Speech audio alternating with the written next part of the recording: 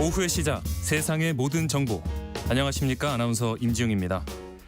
바람의 손자라고 불리는 미국 프로야구 슈퍼스타죠. 샌프란시스코 자이언츠의 이정후 선수가 4번 타자로 출전해서 메이저리그 데뷔 후 처음으로 2경기 연속 홈런을 터뜨렸습니다.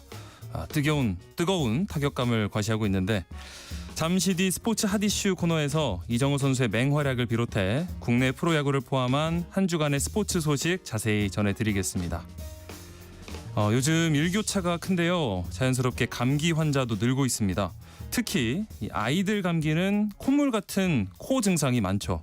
오늘 라디오 상담소 우리 아이는 왜 시간에 감기와 비염에 잘 걸리는 아이들 코 건강 지키는 방법에 대해서 알려드리겠습니다. 궁금한 분들 계속해서 함께해 주시기 바라고요.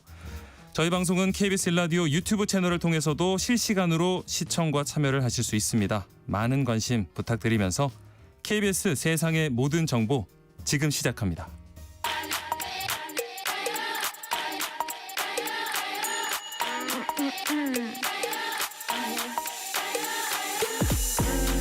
혹시 뉴스 빠뜨리셨나요? 한낮에 전해진 소식들 꼼꼼히 정리해드리겠습니다. 오늘의 뉴스 박영식 시사평론가와 함께합니다. 안녕하십니까? 네, 반갑습니다. 네. 자, 선거 벽보라고 하면 모든 유권자가 이 후보자 정보를 쉽게 접할 수 있는 대표적인 선거운동 수단인데, 예. 이번 21대 대통령 선거 후보자들의 선거 벽보가 오늘부터 이제 부착이 되는 거죠. 네, 그렇습니다. 21대 대통령 선거 후보자들의 선거 벽보는 오늘부터 전국 82,900여 곳에 네. 부착이 됩니다. 중앙선거관리위원회는 유권자들의 통행이 많은 장소의 건물 또 외벽에 선거 벽보를 붙인다고 밝혔고요. 선거 벽보에는 후보자의 사진 당연히 들어가고 성명, 기호, 학력, 경력 그리고 정견 등등 게재가 되고요. 이 가운데 경력이나 학력과 관련돼서 혹시 거짓이 있다면 누구든지 중앙선관위에 이의를 제기할 수 있습니다. 선관위는 정당한 사유 없이 선거 벽보 등 후보자의 선거운동용 시설물을 훼손하거나 철거하는 행위에 대해서 엄단하겠다고 밝혔는데요. 선거 네. 때마다 이런 사고들이 발생하는데 이에 대해서는 엄중히 대처하겠다고 거듭 강조를 했습니다. 예, 대선 공식 선거운동 기간 주요 후보들이 어떤 행보를 보이는지 오늘의 뉴스에서 발빠르게 전해드리고 있습니다. 자, TK 또 PK 지역을 집중 공략했던 후보들 오늘 행선지를 좀 살펴보죠. 먼저 더불어민주당 이재명 후보는 오늘 민주당 텃밭 호남을 찾았어요. 그렇습니다. 6.3 대선 공식 선거운동 오늘 나흘째인데요. 네. 텃밭인 호남을 이재명 대통령 후보가 방문합니다. 이재명 후보는 일단 경남 하동 화개장터에서 동서화합 간담회를 가지고요. 네. 이 청년 참석자들이 이재명 후보에게 일자리, 주거, 출산, 육아에 대한 고민을 전달할 예정이고, 이어서 노량해협을 바라보는 전남 광양, 여수 그리고 외교성 전투를 치렀던 순천, 이순신 장군의 임시사령부가 있던 곳이자 김대중 전 대통령의 고향이죠. 목포 이 네. 지역들을 지금 차례로 방문을 하면서 선대위에서는 이걸 이제 이순신 벨트라고 부르거든요. 네. 이순신 벨트 횡단을 마무리할 예정이라고 합니다. 이제 어제 같은 경우에는 정치적 고향이었던 김영삼 전 대통령의 정치적 고향인 부산을 시작으로 하포해전을 치렀던 경남 창원, 한산도 대첩과 옥포해전의 통영 거제에서 유세를 벌였기 때문에 이런 이순신 벨트가 이제 완성이 된다라는 설명인데요. 네. 아까 처음에 말씀드렸던 화개장터에서는 청년들과의 유튜브 생방송 대화도 있고요.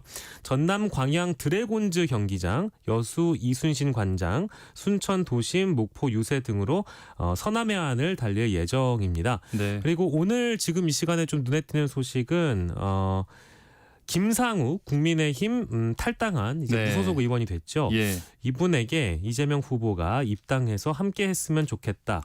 전화해서 얘기해 볼까 생각한다라고 말을 하면서 합리적인 보수 세력들에게 함께 하자고 재차 강조를 하는 메시지를 내놨습니다. 예. 대한민국 정치가 언젠가는 재편돼야 하는 것이 맞다라면서 국민의힘은 보수정당, 민주당은 진보정당으로 평가돼 왔는데 그게 아닌 것 같다라면서 여전히 외연 확장의 움직임도 빼놓지 않고 이어갔습니다. 네. 그리고 3일 내내 영남권에 집중했던 김문수 국민의힘 대선 후보 오늘은 서울로 갔네요. 네, 그렇습니다. 네.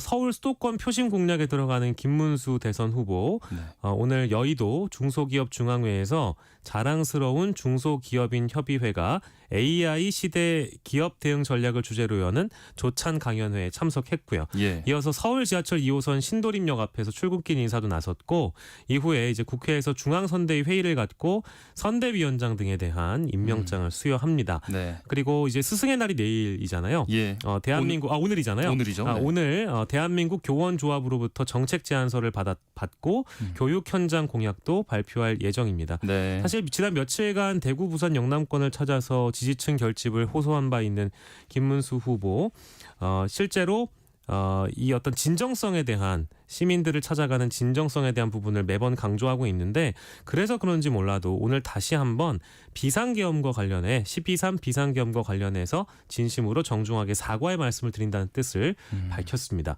네. 이 설사 헌법에 보장된 대통령의 비상대권이라도 경찰력으로 극복할 수 없는 국가적 대혼란이 오기 전에는 계엄권이 발동되는 건 적절치 않다며 이같이 사과를 다시 한번 했고요. 방송 인터뷰에서 이미 계엄에 대한 자신의 생각을 밝힌 데 이어서 이제 두 번째 공식 사과라고 볼 수 있겠습니다. 그때 언론 인터뷰에 나왔던 내용보다 좀 더 한 걸음 나갔다는 네. 평가를 받고 있고요. 아까 이재명 후보도 외연 확장 차원에서 통합의 움직임 보인다고 말씀드렸는데 네. 지금 국민의힘은 오늘 최경환 전 경제부총리, 장예찬 전 청년 최고의 복당을 의결하기도 했습니다. 네. 그래서 최 전 부총리와 장 전 최고위원을 포함한 총 21명의 복당안을 의결하면서 정치인으로 잘 발전하던 도중에 당에서 안타깝게 떠나가던 분들 모두 포용하겠다고 함께 밝혔습니다. 네.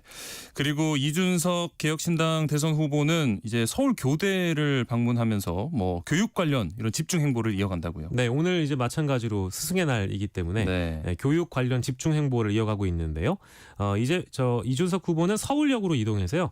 대한초등학교 교사협회 그리고 서희초 사건과 같은 비극이 다시 일어나지 않기를 이란 제목으로 간담회를 가집니다. 그 전에 서울 교대를 방문해서 이미 예비 교사들과 식사를 가졌다고 하고요. 예. 마지막 일정으로는 스승님 서울과학고 제자 이준석이 왔습니다라는 주제로 해화역에서 집중 유세를 갖는다고 하고 그 아까 제가 국민의힘 주제 이걸 이제 소개해 드리려고 하다가 요건 이제 이준석 후보에게 또 맞는 주제인 것 같아서 하나 더 추가해 드리면 네.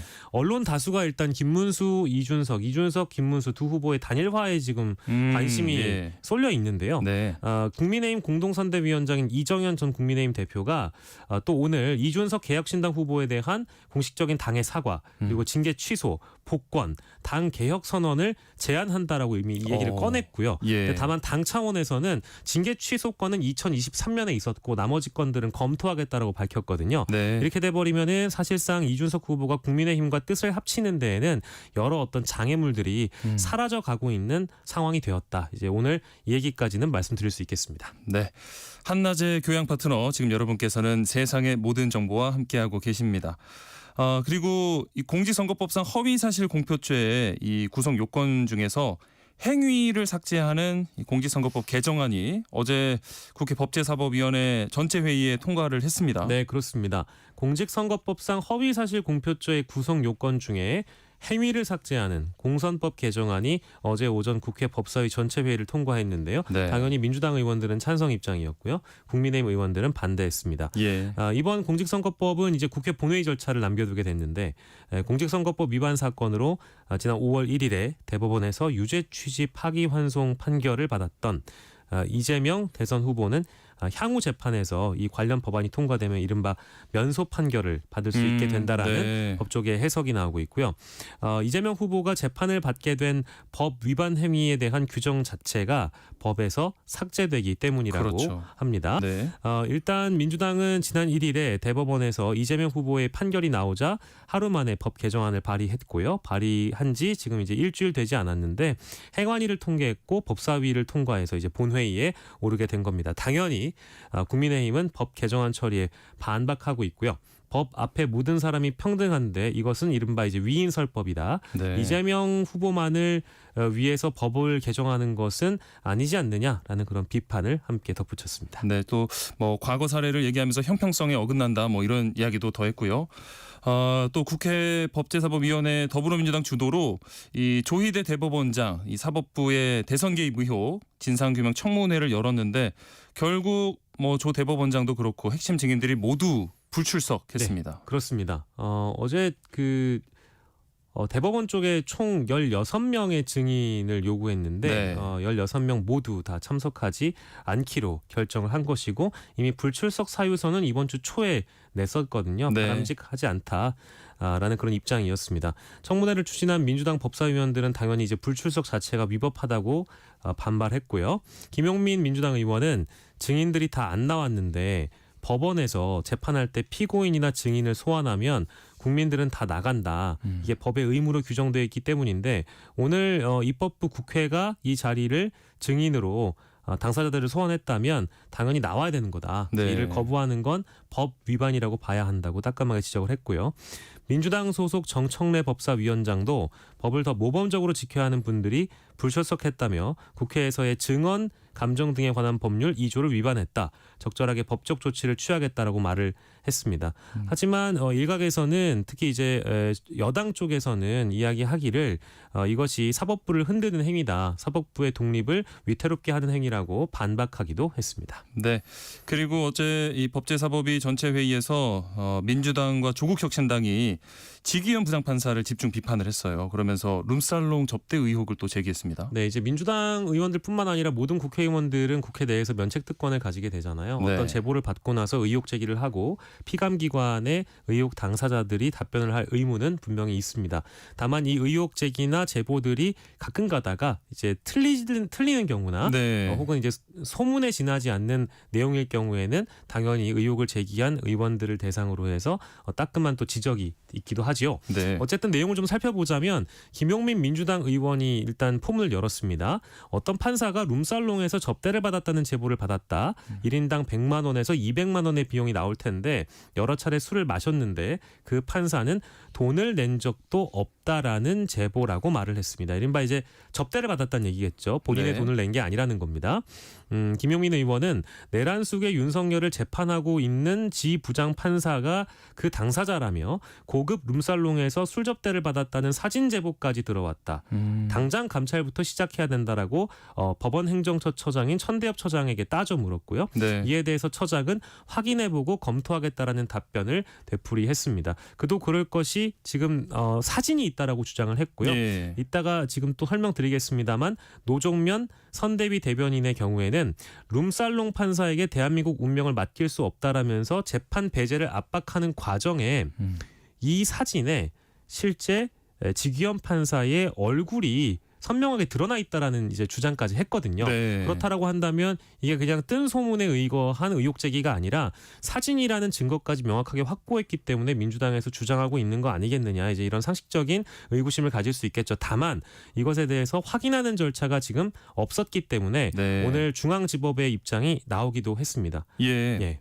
그래서 사실 국민의힘 쪽에서는 이제 그 증거가 있다면 밝혀야 된다라고 네. 지금 반박하는 거죠. 그렇습니다. 그러니까 법관의 의혹을 제기하려면 육하 원칙에 맞춰서 언제 어디서 누구로부터 어떤 방식으로 로비가 이루어졌는지 증거를 밝혀라라고 네. 얘기를 했고 이 행위 자체가 사법부를 흔들고 사법부를 흔드는 이유가 이재명 후보를 감싸기 위한 것 아니냐. 대한민국의 국격을 떨어뜨린다. 이제 이런 비판을 했고요. 네. 중앙지법이 조금 전이었습니다. 예. 한 30분 전이었던 것 같아요. 네. 언론 공지를 통해서 해당 의혹 제기의 내용이 추상적일 뿐만 아니라 구체적인 자료가 제시된 바 없고 네. 그로 인해 의혹의 진위 여부가 확인되지도 않았다라면서 입장을 밝힐 만한 내용은 없다라고 일단 선을 그었습니다. 네. 그러니까 이게 그 한 세 가지가 될 것 같은데요. 이제 실제로 룸사롱이라고 하는 그런 주점을 갔는지 혹은 안 갔는지 예. 그러면 실제 확인이 될 수 있는 방법이 없기 때문에 팩트를 확인하지 못해서 지금 입장을 보류한 것인지 네. 한 세 가지 정도로 지금 압축이 되는데요.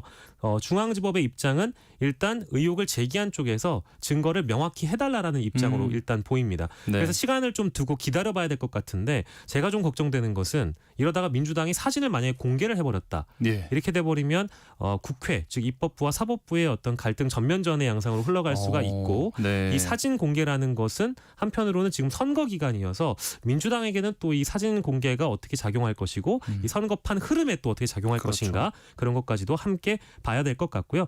한편 시민단체 사법정의 바로 세우기 시민행동은 오늘 오전에 귀현 부장판사를 형법상 뇌물, 청탁금지법 위반 혐의로 공우위 공직자 범죄수사처에 고발을 하기도 했다라는 소식까지 전해드리겠습니다. 네. 그리고 미국 통상 정책을 총괄하는 제이미슨 그리어 미국 무역대표부 대표가 방한했습니다.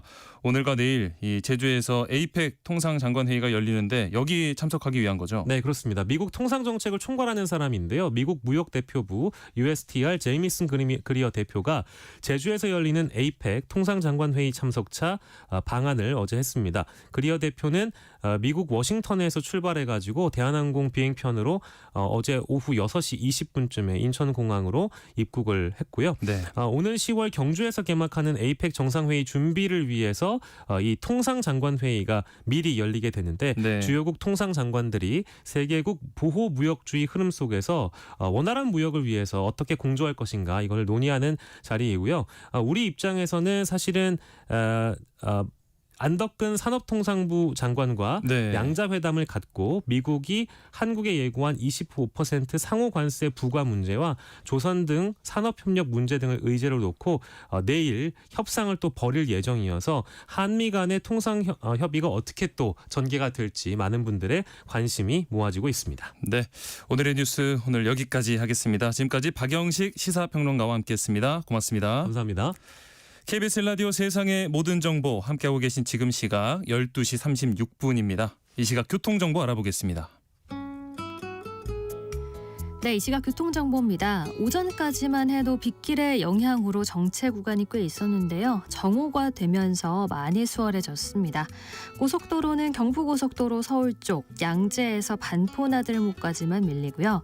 서해안고속도로 서울 쪽 팔곡분기점 3차로엔 고장난 차가 생겨서 뒤로 매송부터 4km가량 어려워졌습니다. 이후로는 일찍에서 금천교까지 밀리고요. 경인고속도로 서울 쪽은 신월 나들목에서만 답답합니다. 서울시내 강변북로 일산 쪽 동호대교에서 한강대교까지 밀리고요. 구리 방향은 난지나들목에서 서강대교까지 지체 서행합니다. 다시 마포대교부터 한강대교까지 정체인데요. 한강대교 부근에서 작업 중이고요. 올림픽대로 잠실 쪽은 한강대교 부근에서 있었던 사고로 여의하류부터 더디 느낌 남아 있습니다. KBS 교통정보센터에서 임초희였습니다. 세상의 모든 정보는 청취자분들의 관심과 참여를 기다립니다. 방송 들으시면서 궁금한 점이 있거나 의견 공유하고 싶은 분들 계시면 문자 보내주세요. 추첨을 통해 모바일 쿠폰 보내드리겠습니다.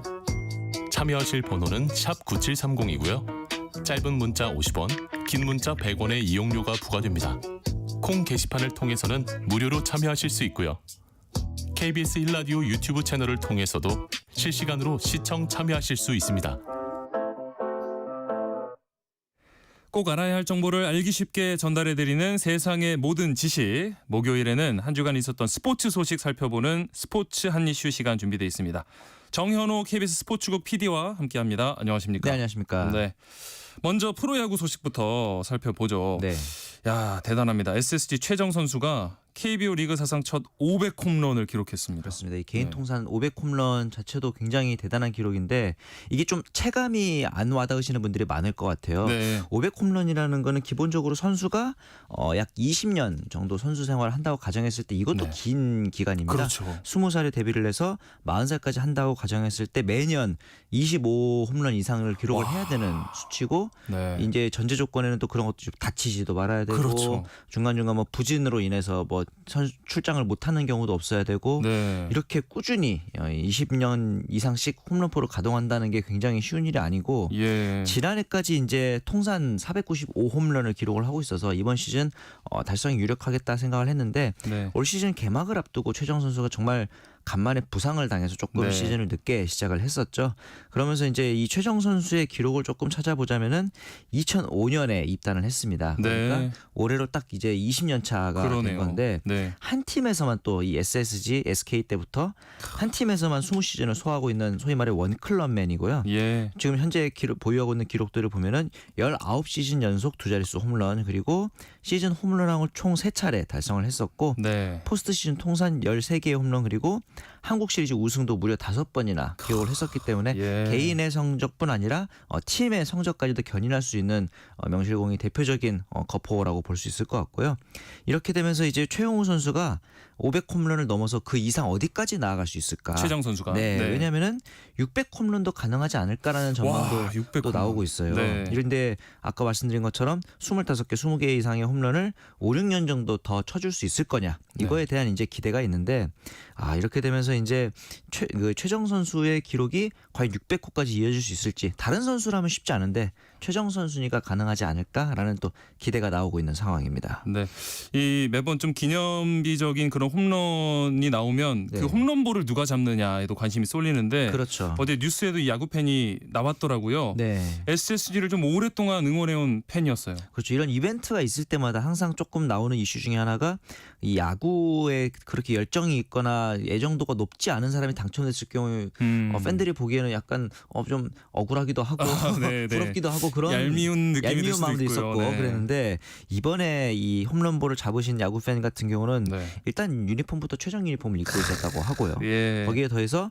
이 500호 홈런 공을 잡으면 당연히 기증할 준비가 되어 있었다. 이런 네. 또 약간의 감동적인 사연도 있었는데 구단 측에서도 SSG 구단 측에서도 이 기증을 결정한 팬에게 소위 말해서 통큰 선물을 또 선사했는데 네. 1,700만 원 상당의 선물이었어요. 예. 2026 시즌 내년 시즌이죠.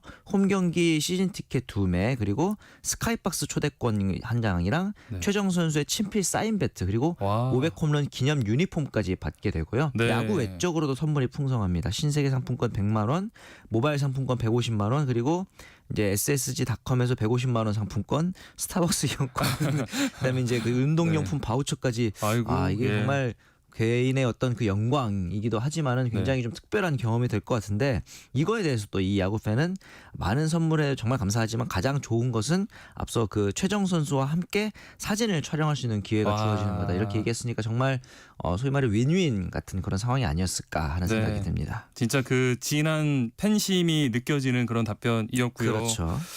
최정 선수가 진짜 600홈런 달성할 수 있을지도 관심이 쏠리는데 네. 한편으로는 이후에 다른 선수가 과연 네. 이 새로운 500홈런의 주인공이 될 수 있을까 이런 또 걱정도 있거든요. 맞습니다. 왜냐하면 그만큼 최정 선수가 독보적인 페이스를 보여줬다는 건데 현역 지금 통산 홈런 2위와 3위가 박병호 선수, 최영호 선수입니다. 네. 두 선수 모두 나이가 이제 40이 넘어가고 있는 상황이다 보니까 최정 선수보다도 오히려 많죠 나이가. 네, 네. 그래서 500홈런까지 달성은 좀 어렵지 않을까라는 이야기가 좀 나오고 있거든요. 예. 그러다 보니까 이제 30살 미만의 젊은 타자들에게 좀 기대가 될 수밖에 없는 상황인데 현재 리그에 있는 20대 타자들 중에서 100홈런을 넘긴 선수가 단 2명밖에 없어요. 2명. 네. 강백호 선수 그리고 노시환 선수 2명인데 아직까지 보기에는 이 강백호, 노시환 둘 다 홈런 개수 페이스로 봤을 때는 최정 선수랑 크게 다르지 않습니다. 네. 같은 나이대 최정 선수가 126개의 홈런을 쳤었는데 네. 강백호 선수 같은 경우는 127개를 쳤거든요. 하나 더 쳤어요. 네, 그런 면에서 봤을 때는 괜찮은데 사실은 그 이후입니다. 30대 들어서 최정 선수는 페이스가 계속 올라가고 있는 추세였고 네. 강백호 선수 같은 경우는 반대로 올해도 FA를 앞두고 있는 상황인데 갈수록 페이스가 조금 내려가고 있는 상황이거든요. 그래서 네. 최정 선수가 새삼 또 주목받는 이유 중에 하나가 초반에 반짝 성적을 내는 것뿐만 아니라 그 페이스를 40 다 된 나이까지도 꾸준하게 유지를 할 수 있다는 점이 어떻게 보면 20대 타자들이 가져야 될 좋은 반면교사 아닐까 그런 생각을 또 해봅니다. 진짜 19년 연속 그 두 자릿수 홈런도 그렇고 꾸준함이 정말 대단한 선수인 것 같습니다. 맞습니다. 지금 KBO 리그 순위 경쟁 치열해지고 있는데 리그 최하위의 키움만큼은 네. 이 반등의 기회를 잡지 못하고 있어요. 올해 키움의 승리가 13번밖에 없는데 네. 이렇게 되면서 어제도 이제 12대 0으로 대패를 했죠 LG에게. 예.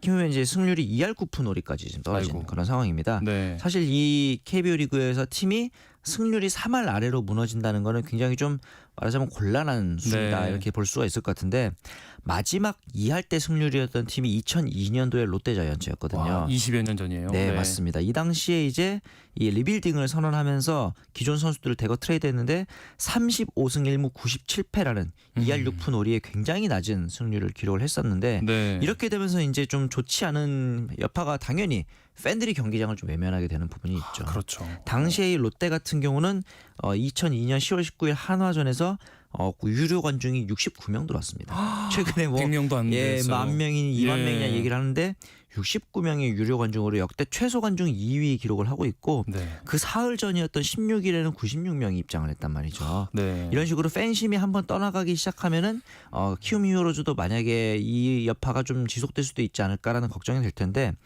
최근에 이 키움이 이렇게 성적이 안 좋은 와중에도 관중 수입이 계속 매진 기록이 되고 있어요. 근데 네. 이게 키움 어떻게 냉정하게 봤을 때는 키움 덕분에 매진을 했다기보다는 상대 팀이 한화, 롯데, 아하. 기아 등 소위 말하는 인기 팀들의 원정 팬. 네. 원정 팬들에게 좀 편승한 측면이 있다라는 또 이제 분석도 있거든요. 네. 이렇게 봤을 때는 키움 히어로즈가 좀 더 자생적으로 성장을 하기 위해서는 성적을 좀 더 끌어올려야 되는 게 아니냐 이런 이야기가 또 나오고 있는 상황입니다. 팀 성적이 좋지 않으면 팬들의 마음도 조금 실망을 하게 되지만 그렇죠. 또 반대로 생각하면 팬들이 또 응원을 더 열심히 해주면 네, 성적이 올라갈 수도 있지 않을까 하는 네. 생각도 들거든요. 그것도 맞는 말입니다. 네. 그리고 메이저리그 이정우 선수는 네. 빅리그 데뷔하고 처음으로 2경기 연속 홈런 때려냈습니다. 맞습니다. 뜨거워요. 자, 최근에는 이제 3번, 4번 타순을 왔다 갔다 하면서 활약을 하고 있는데 네. 일단 어제 경기 같은 경우는 좀 이제 4번 타순에서 홈런을 터뜨렸는데 네. 두 가지 측면에서 좀 특별한 의미가 있었던 것 같아요. 우선은 어제 같은 경우는 한국 문화유산의 날, 네. 코리안 헤리티지 나이트로 샌프란시스코 구단이 지정한 날이었단 말이죠. 이런 날에 한국 팬들을 상대로 홈런을 터뜨렸다는 점 굉장히 의미가 있고 예. 여기에 더해서 이 홈런이 나오는 직전 상황이 상대 투수가 이 엘리엇 라모스 앞선 타자를 고의사고로 거릅니다. 그렇죠. 네, 쉽게 말해서 이정우 선수를 어떻게 좀 만만하게 본 거죠. 예. 이런 상황에서 보란 듯이 감히 이 선택이 잘못됐다는 것을 증명해 보인 멋진 네. 홈런이었고 여기에 더해서 오늘 아침에 또 이정우 선수가 홈런을 터뜨렸는데 네. 이번에는 이제 3번 타자로 나서서 애리조나를 상대로 또 홈런을 터뜨렸습니다. 상대 투수 라이언 넬슨의 체인지업을 걷어올렸거든요. 네. 이정우 선수가 어제는 또 커브볼을 걷어올렸고 이런 점에서 봤을 때는 어떤 그런 변화구에 대처하는 능력도 최근에 많이 보여주고 있는 모습이 굉장히 고무적인 것 같고요. 네. 여기에 더해서 저희가 이제 방송을 시작하기 직전이었죠. 네. 김혜성 선수가 예. 메이저리그에서 드디어 첫 홈런 맛을 봤습니다. 오늘 경기에서 이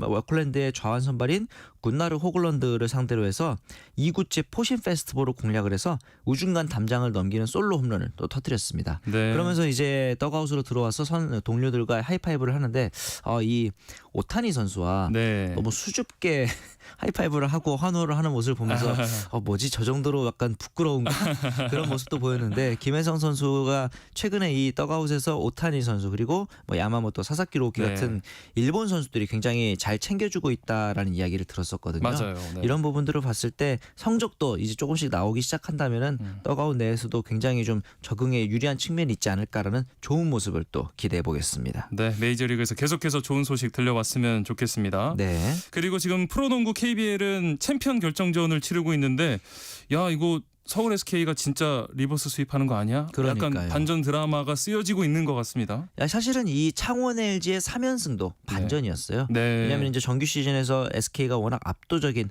1위를 달려왔던 상황이었고 그렇죠. 창원 LG 같은 경우는 이제 준 포스트 시즌을 겪으면서 체력적인 측면도 조금 걱정이 되는 상황이었는데 네. 1, 2, 3차전을 모두 따냈단 말이죠. 그래서 네.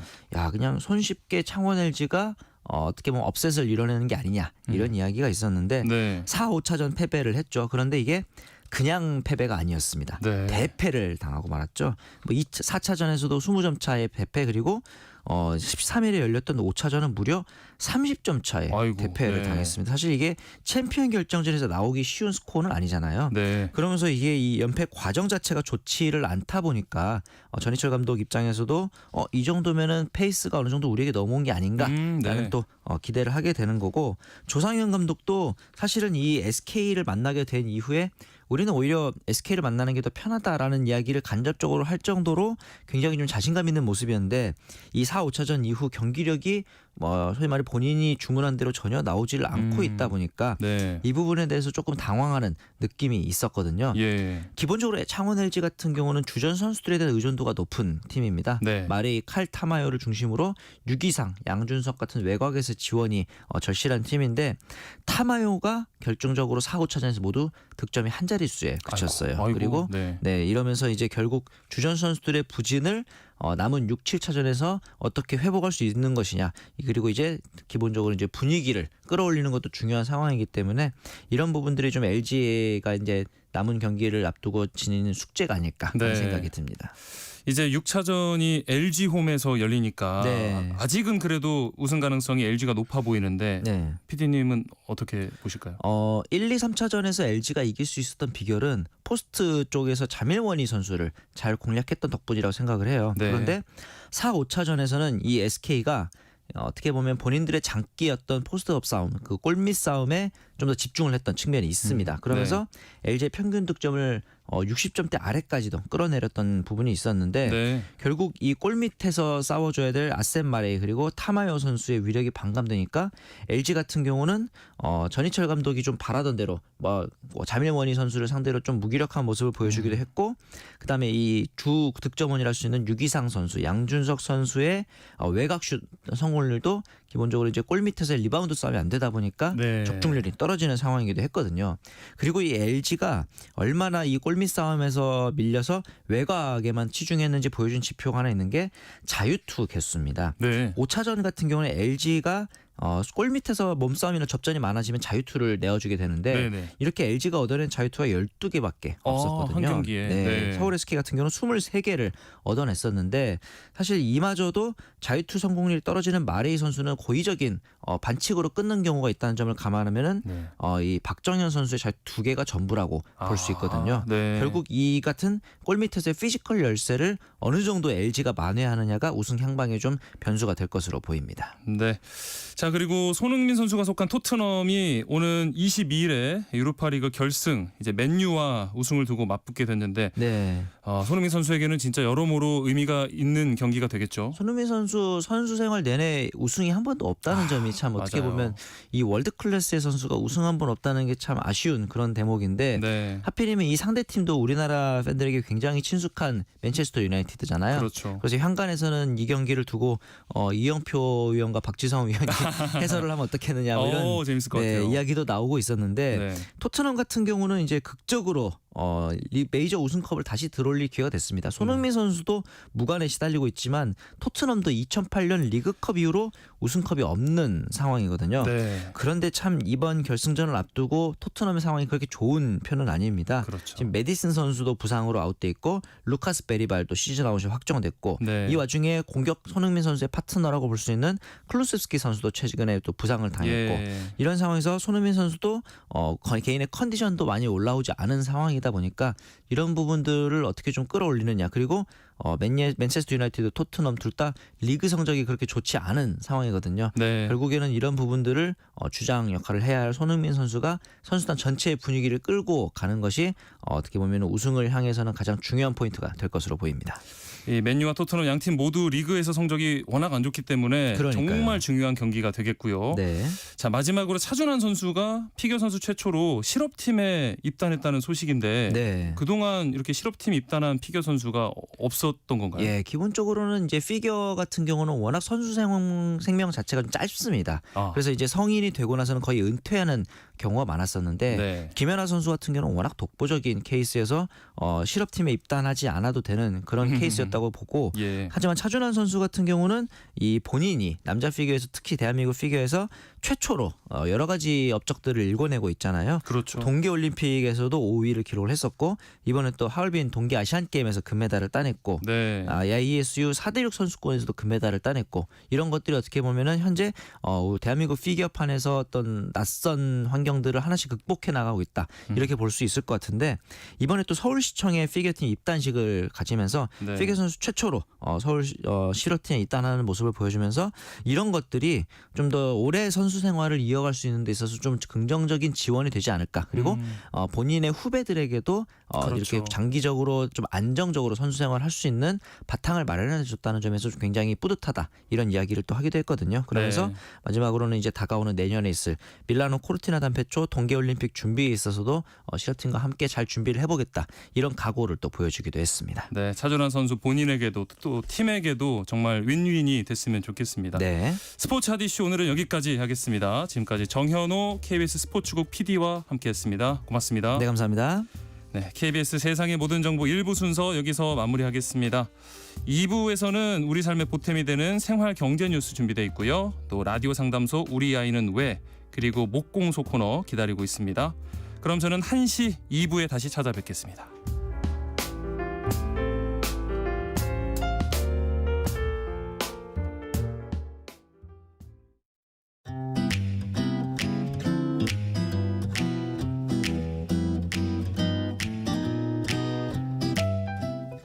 안녕하세요. 바른말 고운말입니다. 예전에는 은행이나 우체국 같은 곳에서 창구마다 줄을 서서 기다리는 사람들을 흔히 볼 수 있었는데 지금은 번호표를 뽑고 기다리다 자기 순서가 되면 일을 보게 돼 있죠. 지하철역이나 버스 정류장에서는 요즘도 대개 줄을 서서 기다리다 타게 되는데 간혹 순서를 안 지키고 슬쩍 끼어드는 사람이 있어 다른 사람들의 눈살을 찌푸리게 하곤 합니다. 그래도 예전보다는 훨씬 줄어든 모습이라 다행이라는 생각도 듭니다. 이렇게 순서를 어기고 남의 자리에 슬며시 끼어드는 행위 또는 그런 사람을 가리켜 새치기라고 합니다. 보통은 그런 행동만을 가리키는 말로 생각하기 쉬운데 그런 행동을 하는 사람도 이렇게 부릅니다. 새치기에서 새는 사이의 준말로 새라고 길게 발음해서 결국 새치기라고 발음합니다. 그런데 새의 원말인 사이를 넣은 사이치기는 비표준어로 되어 있고 새치기와 비슷한 표현으로 옆치기라는 것도 있습니다. 새치기란 말에는 맡아서 하고 있는 일 사이에 틈틈이 다른 일을 하는 것이란 뜻도 있고 중간에 끼어들어 성과를 가로채거나 일의 진행을 방해하는 행위 또는 그런 사람이란 뜻도 있다는 것 함께 알아두셔도 좋겠습니다. 지금까지 바른말 고운말 아나운서 국혜정이었습니다.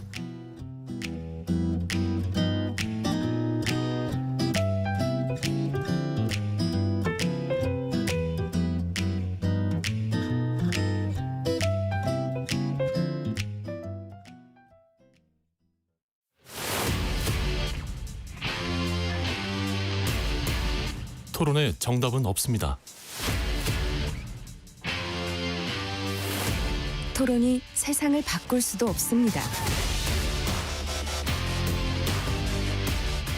하지만 질문은 새로운 세상을 만들 수 있습니다. 질문으로 올바른 세상을 만드는 첫걸음. 평일 저녁 7시 10분 KBS 열린 토론.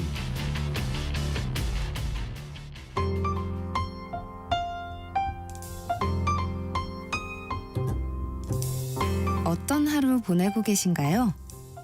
눈코 뜰 새 없이 바쁘게 지나가는 한 주. 따뜻한 시선으로 하루를 마무리합니다. 당신을 위한 지식 쉼터. 오늘 밤 일라디오. 월요일부터 금요일. 매일 밤 10시 5분에 시작합니다.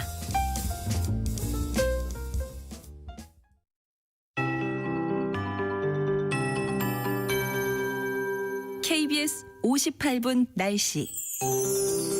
날씨를 감각하면서 하루의 기분을 좌우하게 되는데요. 오늘 곳곳에 비가 조금 더 내리다가 오후에 그치겠습니다. 지금까지 남해안과 제주, 산문 같은 비라면 그 밖의 지방 시적인 비로 짧은 시간 가볍게 왔습니다. 앞으로도 이 제주 산지의 경우는 지역적인 영향을 좀 더 받겠습니다. 앞으로도 10에서 40mm의 적지 않은 비가 더 오겠고요. 강원과 충청 이남 지역 5에서 20, 서울 및 수도권은 1mm 미만의 비만 더 뿌려지겠습니다. 대부분 오후에는 그치겠고요. 또 내일과 모레 사이에 남부와 제주에는 비가, 또 경기 강원은 오후에 소나기가 약하게 내리는 곳이 많겠습니다. 남해안에는 이틀 동안 최대 60mm, 제주는 최대 100mm의 많은 비가 더 오겠습니다. 강풍이 동반돼서 올 것으로 보여서 비바람 피해 없도록 미리 주의해 주셔야겠습니다. 고온 현상이 누그러지겠습니다. 낮 기온이 서울 20도, 대전 23도, 대구 24도 등 18도에서 25도 분포가 되겠고요. 내일은 서울의 아침 기온 16도, 낮 기온 24도로 낮 기온이 더 오르겠습니다. 서해와 남해상, 제주 해상에 안개가 당분간 지겠습니다. 또 오늘 강원도에, 내일 제주도에 강풍이 불겠고요. 또 제주 먼바다와 남해 먼바다의 물결이 높아집니다.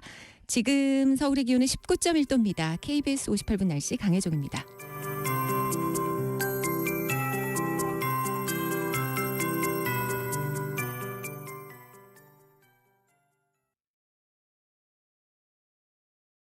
정성을 다하는 국민의 방송 KBS가 한시를 알려드립니다. AM 711kHz, FM 97.3MHz, KBS 1라디오입니다. HLKA.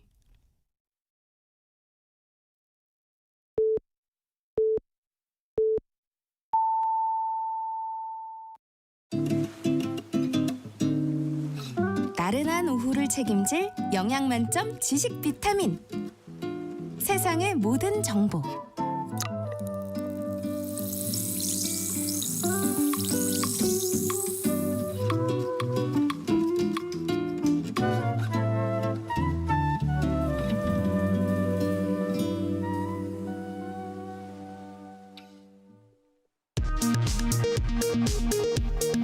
이 시각 라디오 정보센터 뉴스입니다.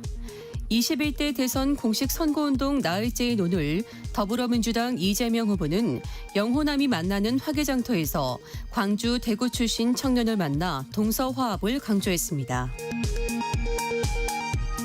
국민의힘 김문수 대선 후보는 12.3 비상계엄과 관련해 진심으로 사과한다면서도 윤석열 전 대통령의 탈당 문제는 대통령께서 판단할 문제라며 선을 그었습니다.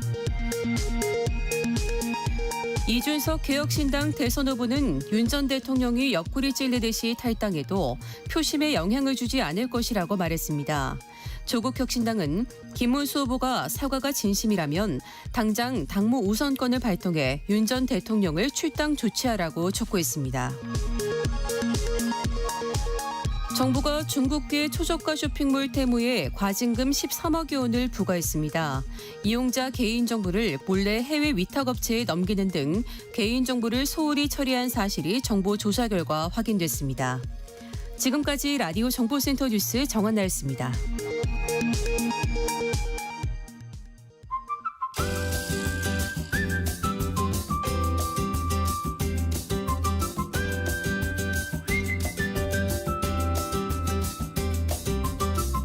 생활 밀착형 경제 뉴스만 모아 전해드리는 시간입니다. 생활 경제 뉴스 참 좋은 경제연구소 이인철 소장과 함께합니다. 안녕하십니까? 네, 안녕하세요. 네, 오늘 첫 소식은 매달 10만 원을 저축하면 정부가 30만 원을 얹어주는 적금 상품 이야기인데 이게 뭐 가입 조건이 좀 까다로울 것 같기도 하거든요. 뭐 가입 대상부터 해서 좀 설명을 해주시죠. 그렇습니다. 이게 사실 청년층의 목돈 마련을 위한 이제 정부가 내놓은 일종의 이제 이 상품입니다. 네. 청년 내일 저축 계좌인데요. 가입 대상이 청년이라고 했으니까 만 19세부터 34세 해당되시죠? 저는 살짝 넘었습니다. 벗어났네요. 네. 그래요? 네, 그렇게 봐주셔서 감사합니다. 어쨌든 이제 이 청년이라는 이제 연령층도 기준이 있지만 이건 네. 사실 저소득 청년들한테 경제 자립을 좀 돕자라는 취지예요. 네. 그래서 이제 매달 10만 원 저축하면 정부가 이게 최대 30만 원을 추가로 지원하는데 가구 소득 기준이 있습니다. 중위소득이라고 해서 우리나라 소득 제일 많은 사람과 제일 적은 사람의 중간. 네. 그 중위소득 이하여야 하고요. 본인 소득이 250만 원 이하일 경우에 월 이제 신청이 가능합니다. 가입자가 이제 이 10만 원 이상 저축하게 되면 3년 만기될 경우 원금과 정부의 지원금, 은행 이자 합치면 연 최대한 5% 정도의 금리를 받을 수가 있습니다. 네. 또한 이 상품은 이제 은행 이자에 대해서 비과세 혜택도 있기 때문에 목돈 마련에 적합한데요. 가입이 이제 5월 21일까지입니다. 이 정부의 홈페이지가 있습니다. 복지로 홈페이지나 이제 정급 문면동 주민센터에서 신청이 가능하고 석 달 정도 이 사람이 정말로 자격이 되는지 네. 청년층인지 중위소득 이하인지 자격 심사가 이루어지게 되고요. 8월 1일부터 14일까지 가입 가능 여부 신청자한테 개별 통보가 됩니다. 근데 이런 좋은 상품은 홍보가 잘 안 돼서 네. 본인이 직접 찾아야 돼요. 네. 이게 지금 대상자인지 먼저 확인해 보시고 그리고 이제 이게 정부가 이제 떠먹여 주지 않고 굉장히 고리의 이제 절세 상품이기 때문에 네. 이제 본인이 소득 요건에 맞는지 여부를 복지로 홈페이지를 통해서 간단하게 확인을 해볼 수 있습니다. 네, 본인이나 또 주변에 이렇게 자격 조건이 되시는 분들 계시면 빨리 알려주셔서 목돈 모으는 데 좀 도움이 되셨으면 좋겠습니다. 그리고 다음 달부터는 이제 전월세 계약 후에 반드시 신고를 해야 되는 겁니다. 이게 그동안에는 이제 뭐 정식으로 이제 시행이 되기 전이었고 이제부터는 신고를 안 하면 과태료를 물게 된다고요. 맞습니다. 이른바 이제 임대차 3법의 마지막 퍼즐이라고 하는데요. 2+2 전세 계약 4년 하는 거 그리고 네. 이제 전세 맺을 때마다 5% 이상 전세 가격을 올리지 못하게 하는 건 이미 다 시행이 됐는데 네. 이게 그동안은 계도 기간이었습니다. 그렇죠. 그런데 이제 다음 달부터 이 전월세 신고제를 이제 본격적으로 시행하기 때문에 이를 위반하게 되면 과태료가 부과가 됩니다. 네. 아마 이제 임대차 3법은 2021년 6월 도입이 됐는데 이제 신고하지 않을 경우 어떤 불이익이 있느냐. 네. 최소 2만 원에서 최대 30만 원까지 과태료가 부과가 되는데요. 만약 허위 신고했다. 네. 거짓으로 네. 뭐 금액을 좀 낮췄거나 이러면 최대 100만 원까지 과태료가 올라갑니다. 예. 신고 대상은 수도권, 광역시 그리고 일부 시 지역의 주거용 건물이고요. 보증금이 6천만 원 이상 그리고 월세가 30만 원 이상인 계약은 모두 포함이 됩니다. 네. 다만 이제 임대료 변경하지 않았는데 계약 갱신한다. 이건 신고 대상은 아닙니다. 네. 신고 언제까지 해야 되느냐? 계약 체결하고 반드시 30일 이내 30일 이내. 네. 주민센터나 온라인 시스템을 통해서 가능하고요. 이게 사실은 거래 투명성을 높이면서 이제 임차인들 알 권리 보장한다는 측면에서 저는 개인적으로 괜찮다라고 보는데 문제는 이제 그동안은 암암리에 신고하지 않았던 분들 이게 겉으로 드러나게 되면 임대소득에 대해서 집주인 입장에서는 이제 과세 대상에 포함될 수 있거든요. 예. 그러니까 일부에서는 임대인들이 혹시나 이제 임대료나 관리비를 좀 올리지 않겠느냐라는 우려도 있습니다. 네. 그리고 최근에 이제 또 대출을 받아서 집을 산 뭐 영끌족들이 이제 이자 부담을 견디지 못하다 보니까 주택담보대출 연체율이 좀 많이 오르고 있다고요. 그렇습니다. 특히 서울 지역이 좀 심각한데요. 네. 주택담보 연체율이 2달 연속 사상 최고치를 갈아치우고 있습니다. 네. 지난 2월 기준 국내은행의 서울 지역 주택담보대출 연체율은 0.35%에 달하는데요. 네. 관련 통계가 작성되기 시작한 2019년 11월 이후 가장 높은 수치입니다. 그러니까 지금 연체하고 있다라고 하면 이게 보통 한 코로나19 당시 저금리로 대출을 받아서 네. 당시 이제 집값이 너무 많이 오르다 보니까 영끌했던 이제 수요자들이 금리가 그동안 많이 올랐거든요. 이자 상환 부담이 커지면서 연체율이 오른 게 아니냐라는 분석인데 도대체 이제 서울에 집 사신 분들 소득의 어느 정도를 대출이자로 상환하고 있느냐? 네. 소득의 약 40%가량. 와, 대출 이자로만 40%를 그러니까 내고 있습니다. 나머지 60%로 이제 뭐 가계부 꾸리고 애들 네. 교육시키고 있다는 얘기거든요.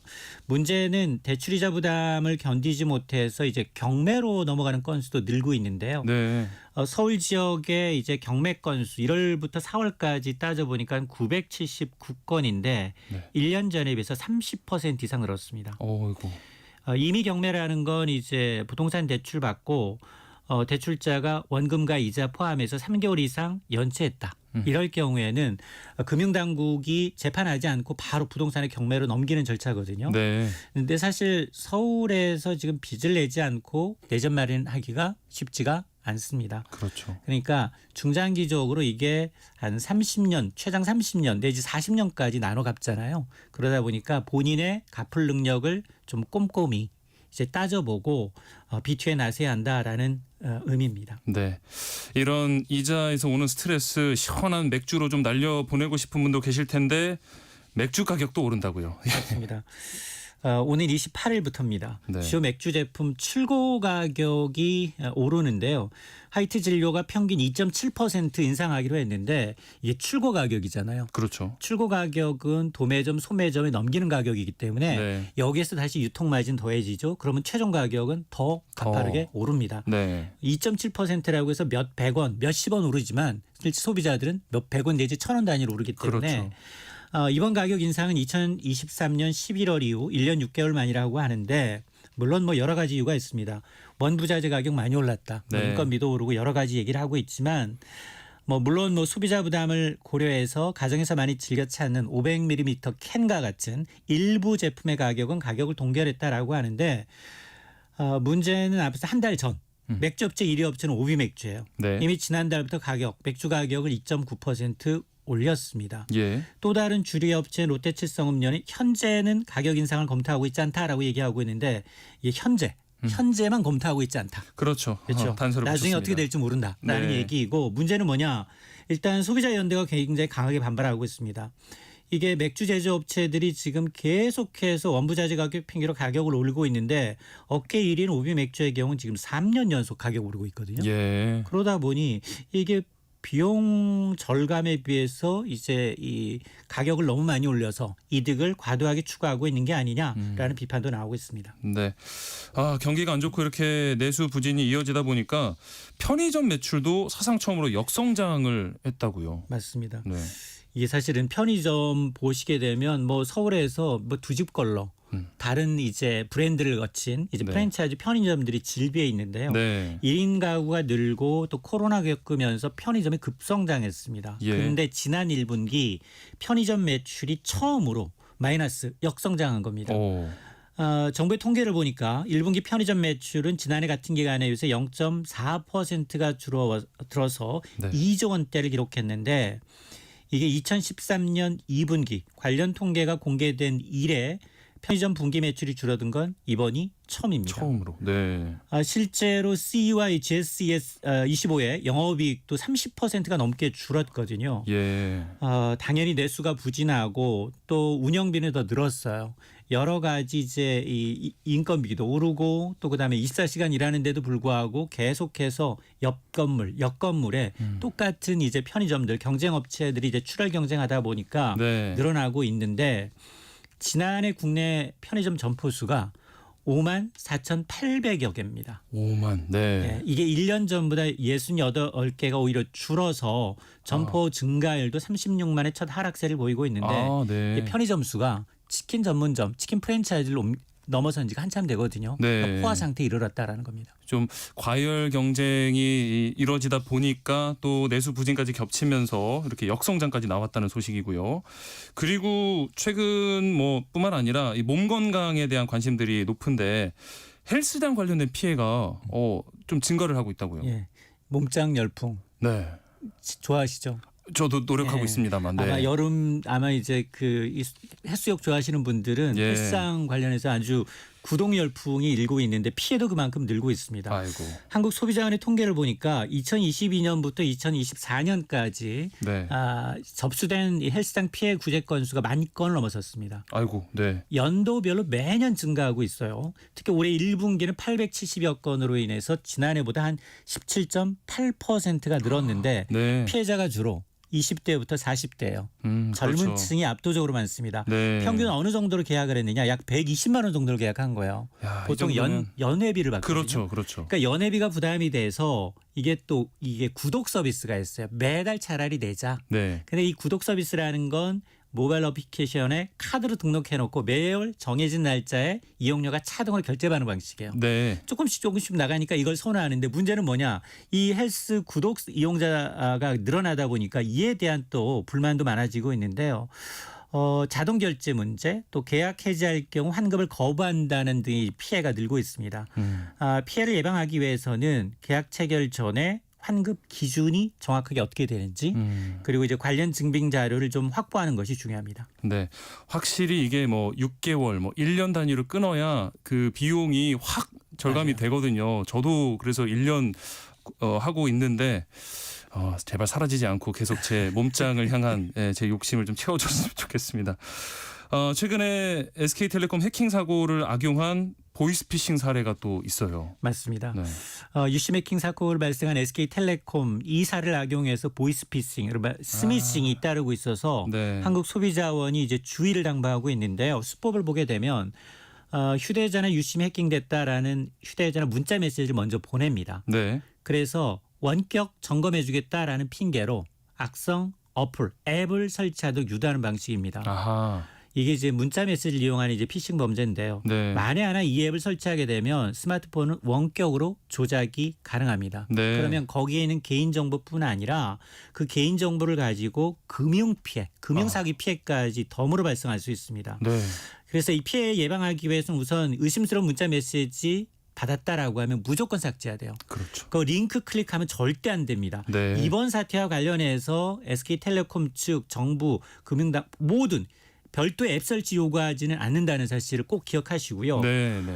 물론 SK텔레콤이 이제 해킹 이후에 가입자에게 피해가 발생하면 100% 보상하겠다라고 하는 방침은 밝혔는데 피싱 범죄는 해당되지 않습니다. 그렇죠. 왜냐하면 네. 피싱은 내가 어플리케이션의 앱을 다운로드 받았기 때문에 네. 귀책 사유가 본인한테 있는 거예요. 네, 네. 그러니까 만에 하나 이제 경제적 피해를 입었다 이럴 경우에는 경찰청 사이버수사국 또 금융감독원 1332번 또 인터넷진흥원의 이제 대응센터에 즉시 신고해야 합니다. 네. 생활경제 뉴스 오늘 여기까지 하겠습니다. 지금까지 이인철 참 좋은 경제연구소 소장과 함께했습니다. 오늘 말씀 고맙습니다. 네, 고맙습니다. 오늘 또 모처럼 봄비가 촉촉이 내리는 날이라서요. 이런 날과 잘 어울리는 노래 준비했습니다. 2016년에 발매된 곡 반복되는 주르르르르르 이 후렴구가 귀에 쏙 들어오는 노래 장범준의 봄비 함께 들어보시죠. 헤이 세무장, 네, 무엇을 도와드릴까요? 지금 가장 유용한 정보를 알 수 있는 라디오 프로그램 어디 없을까? 네, 지금 가장 유용한 정보를 제공하는 프로그램을 알려드릴게요. 정치, 경제, IT 소식부터 스포츠, 여행, 문화 소식까지 이 세상의 모든 정보를 귓가에 전해드리는 KBS 1라디오 세상의 모든 정보 어떠세요? 아, 세상의 모든 정보? 세상의 모든 정보 아나운서 임지웅입니다.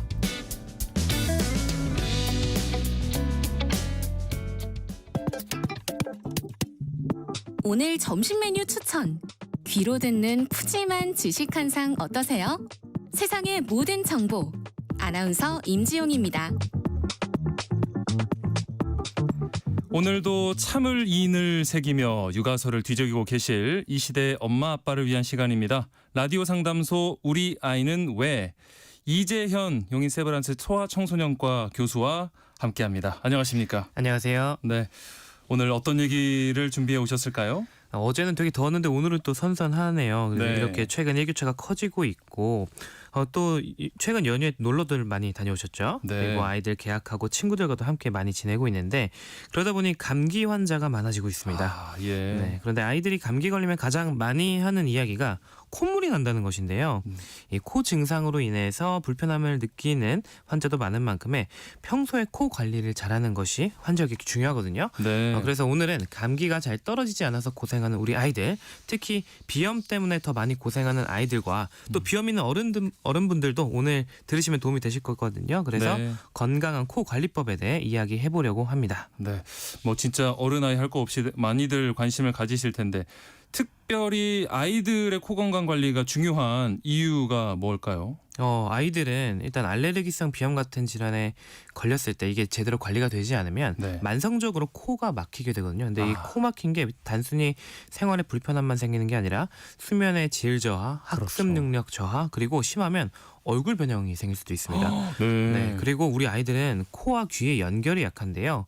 우리의 코와 귀는 유스타키오관이라는 관으로 연결되어 있습니다. 이 네. 관이 하는 역할이 귀 안쪽의 압력을 조절해 주는 거예요. 근데 어른은 이 유스타키오관이 이렇게 코에서 위로 거슬러 올라가는 방향이기 때문에 네. 조금 이 코에 있는 게 올라가는 귀로 넘어가는 게 적은데 네. 아이들은 이게 수평으로 돼 있습니다. 거기다가 이게 아이들은 얼굴이 작으니까 이 네. 관의 길도 짧아요. 예. 그래서 그럼 이렇게 생기는 문제가 코를 감염시킨 세균과 바이러스가 귀로 넘어가서 중이염이 잘 생깁니다.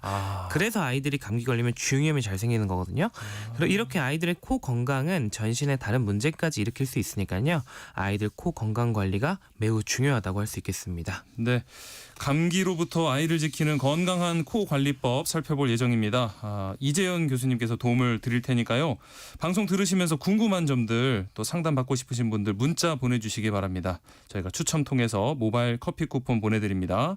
문자는 샵 9730번으로 보내주시면 됩니다. 샵 9730번.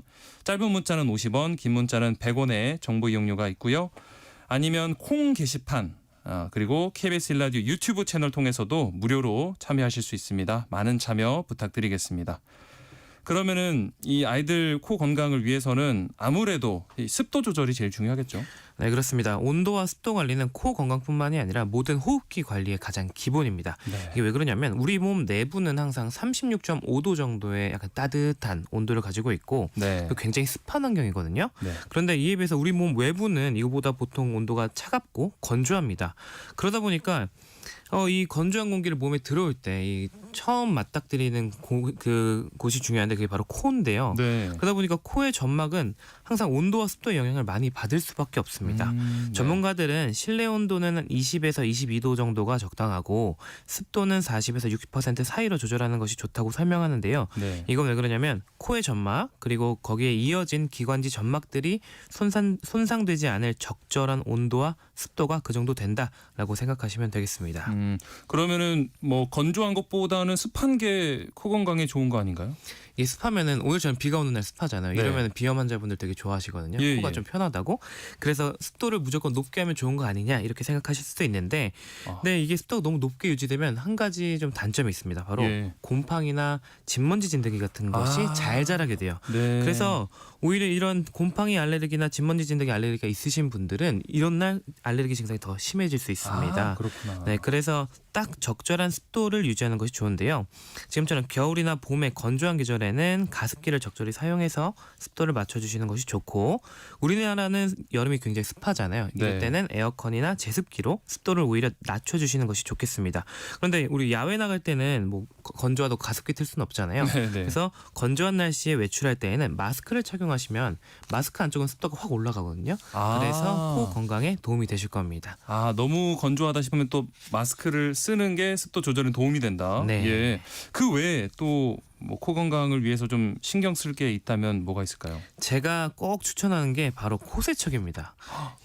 이 코세척은 우리 몸의 농도와 똑같은 농도인 그 생리식염수라는 물로 우리 코안을 헹궈주는 것을 얘기하는데요. 네. 이렇게 코안을 씻어주는 게 중요한 이유가 몇 가지 있습니다.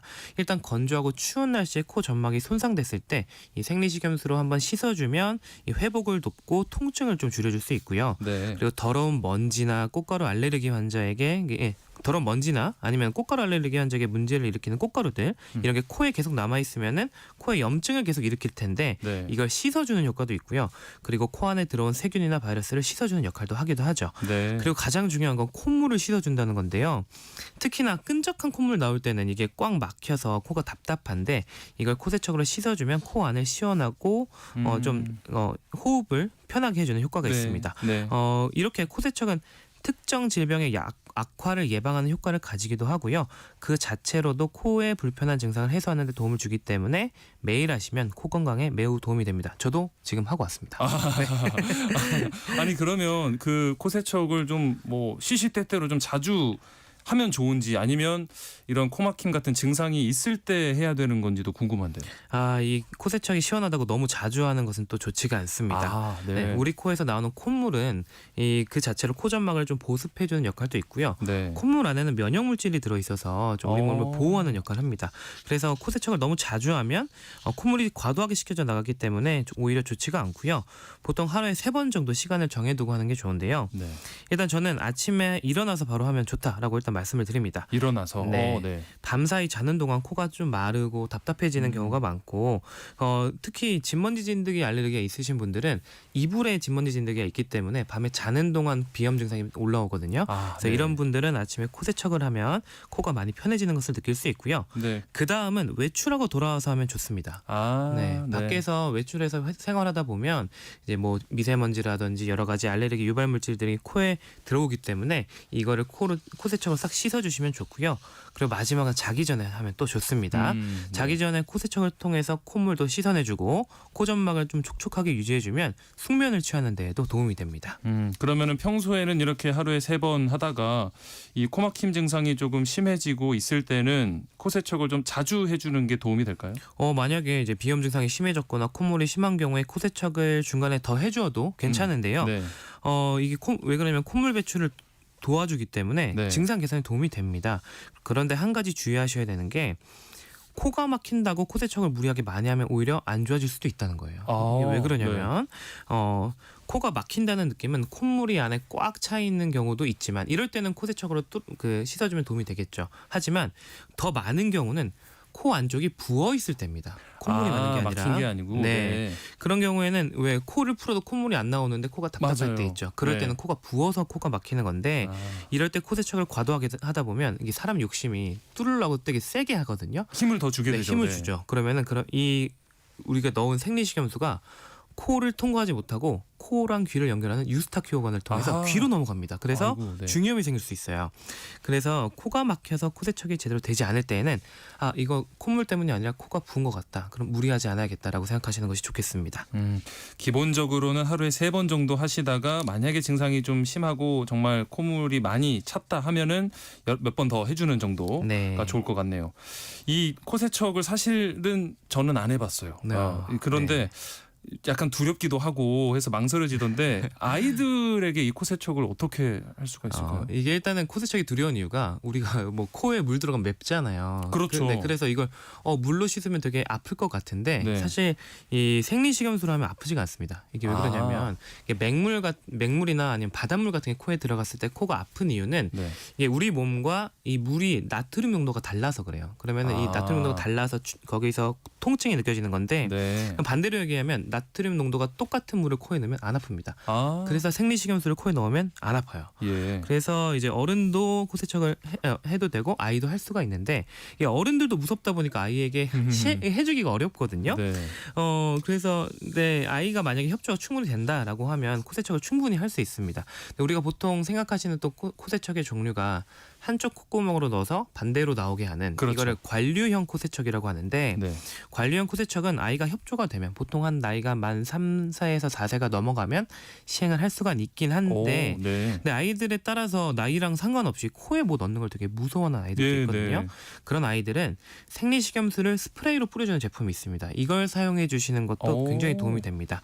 특히 신생아들도 이런 제품을 사용하셔도 좋고 아니면은 저는 이제 신생아들한테 좀 쓸 때 저희 아이들한테도 쓰는 방법인데 생리식염수를 이제 일회용 주사기에 조금 넣은 다음에 한두 방울 정도 코에 넣어주는 거예요. 그러면은 이게 좀 식혀 들어갑니다. 애가 숨을 쉬면서. 네. 그리고 이렇게 스프레이나 생리식염수를 좀 넣어주는 게 언제 또 도움이 되냐면 요즘 많이 사용하시는 게 콧물 빼는 석션 제품 많이 사용하시는데 네. 이걸로 콧물 그냥 빼주시기 전에 생리식염수를 한번 넣어주시고 석션을 하면 콧물이 더 잘 나오거든요. 그래서 이 점 활용해 보셔도 좋겠습니다.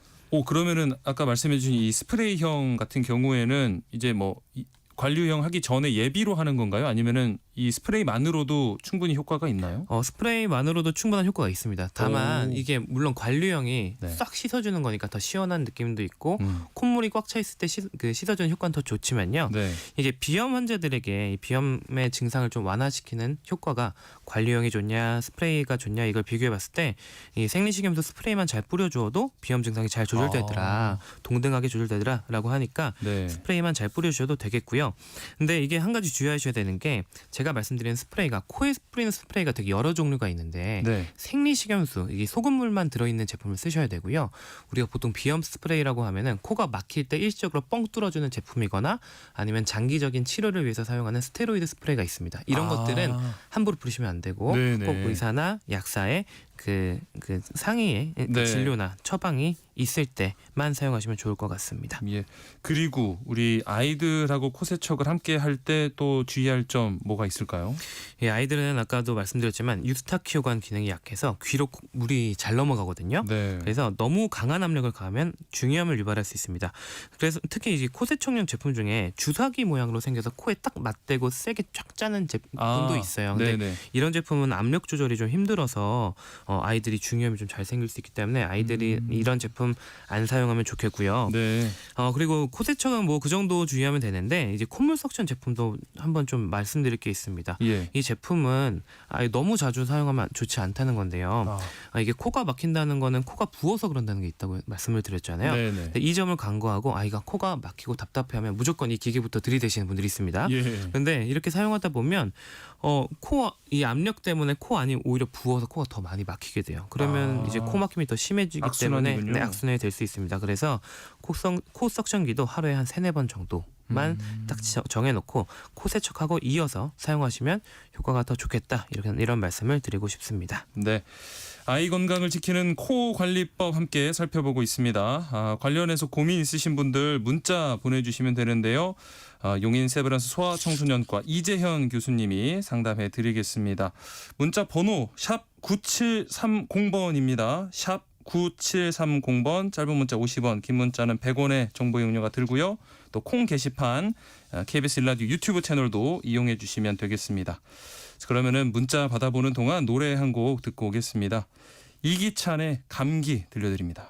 이기찬의 감기 듣고 왔습니다. 그 사이에 또 많은 분들께서 문자를 보내주셨는데요. 먼저 장민진님께서 아이가 8살입니다. 비염으로 힘들어하는데 코세척 매일 해도 괜찮나요? 라고 하셨고요. 그리고 항히스타민제 알러지 약을 이게 계속 먹어도 혹시나 내성 생기지 않을까요? 이렇게 문자를 주셨어요. 굉장히 많이 궁금해하시는 내용을 딱 대표로 보내주신 것 같아요. 네. 일단 코세척은 앞서 말씀드린 대로 하루에 한 3번 정도 해주면 오히려 도움이 될 거고요. 예. 그리고 항히스타민제는 내성이 생기진 않습니다. 근데 이 내성이 생기는 거에 대해서 왜 오해가 있냐면 네. 왜 알레르기 같이 알레르기가 만성 질환이다 보니까 이걸 약을 오래 드시는 분들이 있잖아요. 근데 네. 약을 오래 먹는데 증상이 나빠졌다가 좋아졌다가 이게 반복되기 때문에 이거 혹시 이게 내성이 생겨서 약효가 떨어지는 거 아니야라고 생각을 하시는데 네. 그거는 내성이 생겼다기보다는 일시적으로 어떤 외부 요인에 의해서 예를 들어 비염이 있는데 감기가 좀 걸렸다든지 아니면은 내가 꽃가루 알레르기가 있는데 꽃가루가 도는 시즌이 됐다든지 이렇게 네. 질병 자체를 악화시킬 수 있는 요인이 따로 있습니다. 네. 그러면은 추가적인 관리가 들어가고 그래야 이제 좀 증상을 조절할 수 있는 때가 있어요. 그렇기 네. 때문에 이게 약효가 떨어졌다기보다는 약을 잘 안 먹었거나 외부 요인 때문에 증상이 좀 안 좋아질 수 있는 게 있으니까 오히려 약을 잘 먹고 관리를 잘하는 게 비염 관리에 더 중요하다라고 기억하시면 좋을 것 같습니다. 예, 내성 걱정은 안 하셔도 될 것 같고요. 김혜숙님, 우리 손주는 알러지 비염이 있어요. 그런데 잘 때 입을 벌리고 잡니다. 어떻게 해야 될까요? 네, 이게 이 입을 벌리고 잘 때 잘 보셔야 되는 게 네. 입을 벌리고 코로 숨 쉬는지 입을 벌리고 입으로만 숨 쉬는지를 일단 보셔야 됩니다. 그냥 힘이 빠져서 입을 벌리고 잘 수도 있잖아요. 네, 그렇기 네. 때문에 입으로만 숨을 쉰다 그러면 지금 비염 증상이 좀 조절이 안 된다는 증거일 수 있습니다. 네. 특히 이제 얘가 푹 자는데 아침에 일어나서 좀 졸려하고 계속 낮에도 힘들어하면은 밤에 푹 잔 것 같지만 푹 자지 못했구나, 수면의 질이 떨어졌구나, 그게 비염 때문에 그럴 수 있구나라고 생각할 수가 있습니다. 이런 경우에는 알러지 비염 조절을 좀 더 해야 되거든요. 그래서 네. 지금 약을 먹고 있거나 스프레이를 뿌리고 있거나 한다면 좀 약 조절을 해봐야 될 수 있고, 지금 알러지 비염이 있는 상태지만 아무런 치료를 하고 있지 않다면 네. 치료가 들어가야 될 수 있는 상황이기 때문에 진료를 한번 받아보시는 것이 좋겠습니다. 네. 자, 그리고 김진님께서 맑은 콧물과 누런 콧물 색깔로 감기 호전 상태를 알 수 있을까요? 라고 질문 주셨네요. 네, 이게 보통 맑은 콧물은 비염이고 누런 콧물은 무조건 감기다라고 오해를 조금 하시지만 무조건 다 그런 건 아닙니다. 네. 이게 콧물의 색깔은 이 콧물에 들어있는 면역 세포들이 얼마나 있는지에 따라 다른데 비염이 좀 심해도 노란 콧물 좀 날 수 있고요. 그다음에 감기에도 맑은 콧물이 좀 날 수는 있어요. 근데 이제 보통 저희가 병원에서 말씀을 드릴 때 노란 게 너무 진하거나 네. 좀 초록색 같이 이렇게 색깔이 좀 이상하다라고 하면은 예. 지금 조금 뭐 부비동염이나 뭐 항생제를 써야 되는 세균성 감염일 가능성이 높다라고 설명을 드리기도 하고요. 네. 보통 이제 이 색깔이 점점 옅어지고 콧물의 양도 줄어든다라고 하면 감기가 호전되고 있다라고 얘기할 수 있겠습니다. 네. 그리고 8740님, 그 콧물이 계속 이렇게 흐를 때 그냥 흐르게 놔두는 게 좋을까요? 아니면 계속 뭐 닦아내거나 풀어주는 게 좋을까요? 라고 질문 주셨어요. 닦아주시긴 해야죠. 뭐 집에 있을 땐 상관이 없는데 이게 네. 왜 우리 옛날에 우리 어렸을 때 보면 코찔찔이 이렇게 코 옆에 하얗게 이렇게 묻잖아요. 네. 네, 요즘 아이들 그럼 놀리니까 닦아주시는 게 좋은데 코 푸는 것도 그 아까 코 석션기 사용하는 것처럼 너무 세게 자주 하면 코가 오히려 부어서 네. 코가 막힐 수 있으니까요. 코를 풀 때는 살살살 풀어주시고 한쪽 코씩 막으면서 푸는 게 더 도움이 되거든요. 그래서 네, 양쪽 코 다 막고 풀지 말고 한쪽 코씩 번갈아 가면서 풀어주면 조금 더 낫다, 이렇게 알고 계시면 좋을 것 같아요. 네, 아이에게 코를 잘 푸는 방법도 또 이렇게 가르쳐 주시면 좋을 것 같습니다. 라디오 상담소 우리 아이는 왜, 오늘 순서 여기서 마치겠습니다. 지금까지 이재현 용인 세브란스 소아청소년과 교수와 함께했습니다. 고맙습니다. 감사합니다.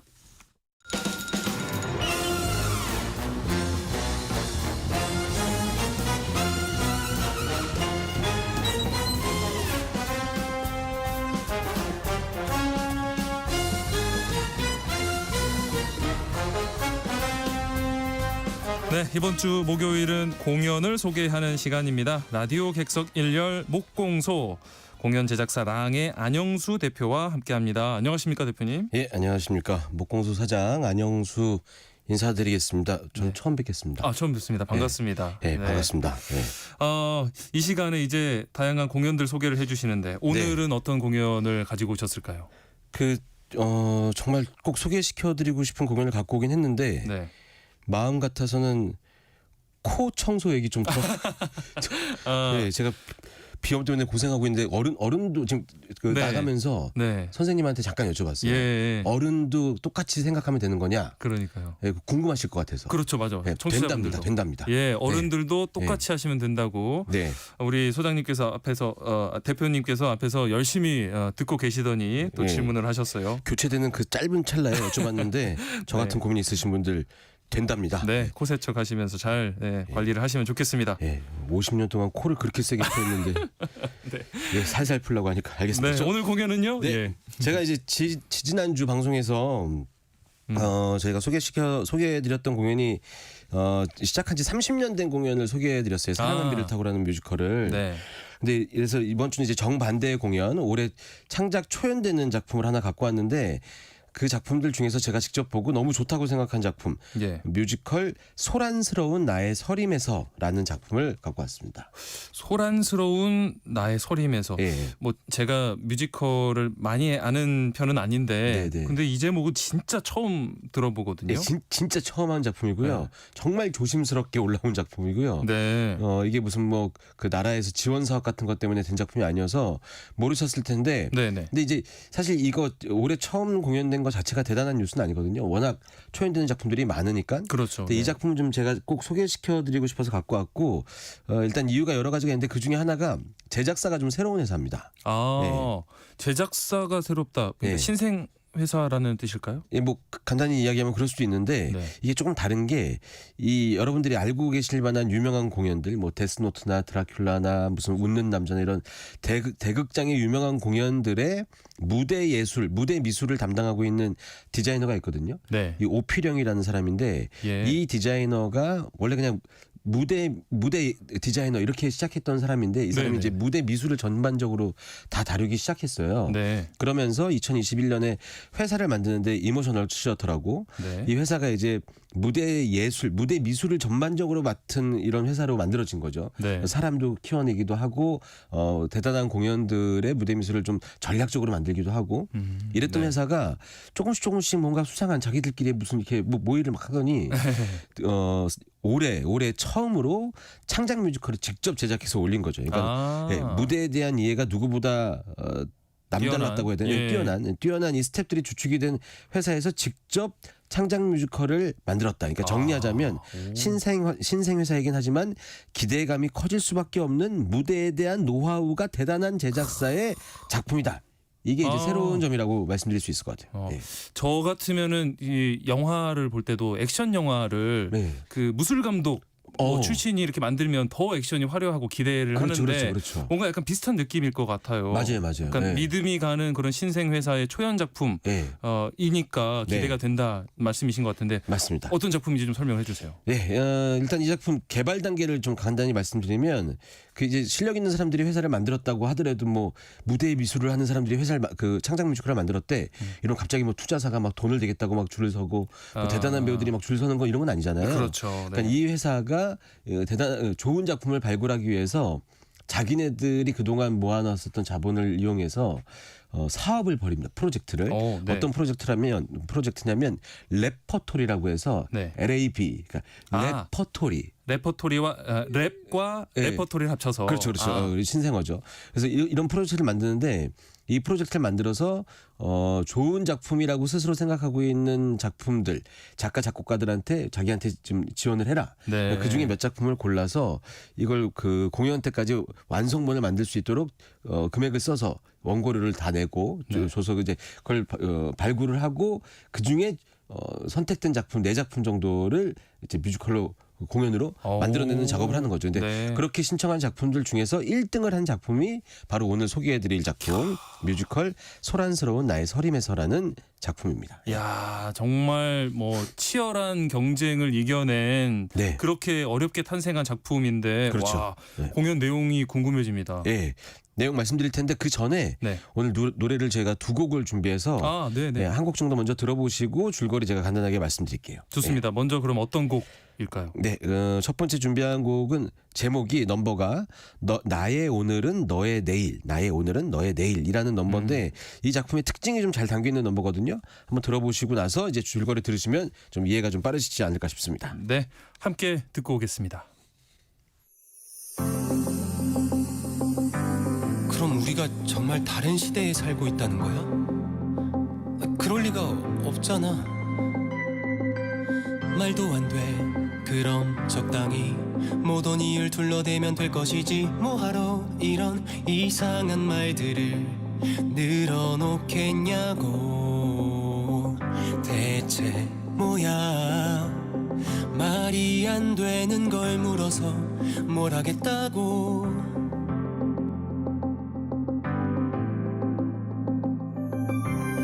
물어본다 물어보지 않는다. 물어본다 물어보지 않는다. 물어본다 근데 분명 물어보면 미친 사람이라 생각하겠지. 답이 오는 게 더 이상해. 하지만 문제를 풀기 위해선 그녀의 답이 필요해.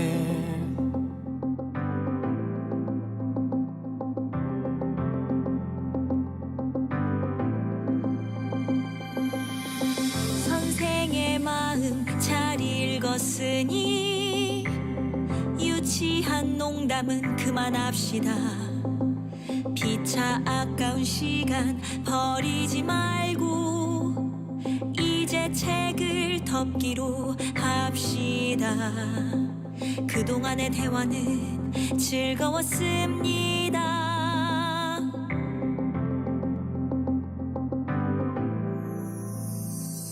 책을 펼치면 질문이 생기고 책을 덮으면 아쉬움이 남아 고요하던 내 하루에 소란스러운 여운을 남겨. 우리가 만나지 못하는 이유를 설명하기 전에 확인할 것이 있습니다.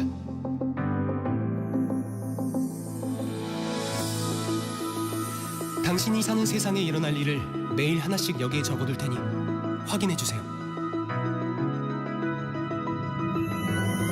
미묘하게 엇나간 우리의 지난 대화는 말이 안 되는 가정에서만 말이 되네. 도대체 지금 무슨 일이 내게 일어나고 있는 거야. 나의 오늘은 너의 내일. 짐작할 수 없는 시간들이 오래된 책을 타고 낮과 밤처럼 우리 둘 사이에 이어지고 있어. 책을 펼치면 질문이 생기고 책을 덮으면 아쉬움이 남아 고요하던 내 하루에 소란스러운 여운을 남겨.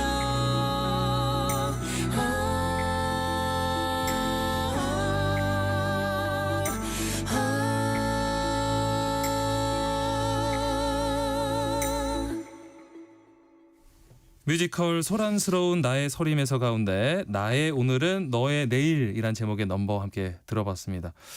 이 작품 뭐 내용은 잘 모르지만 이 노래만 넘버만 들었어도 굉장히 예쁘고 진짜 서정적인 그런 작품일 것 같다는 생각이 드는데 어떤 내용의 작품이길래 이렇게 우리 대표님께서 좋다고 하시는지 예, 궁금합니다.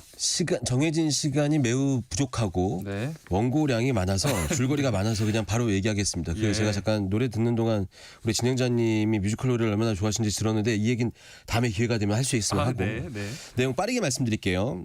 좀 급하게 말씀드려서 잘 이해하실지 모르겠지만 이 작품 그러니까 공연장 딱 들어가면은 이 제목처럼 서림, 그러니까 서점이 무대 전체를 가득 채우고 있거든요. 근데 이 서점의 분위기가 요즘에 그런 뭐 어디 문고 이런 분위기는 아니고, 대형 아니고 약간 예전에 어떤 그런 서점처럼 보이는 거죠. 근데 그곳에서 일을 하고 있는 양희라는 여성이 있습니다. 양희.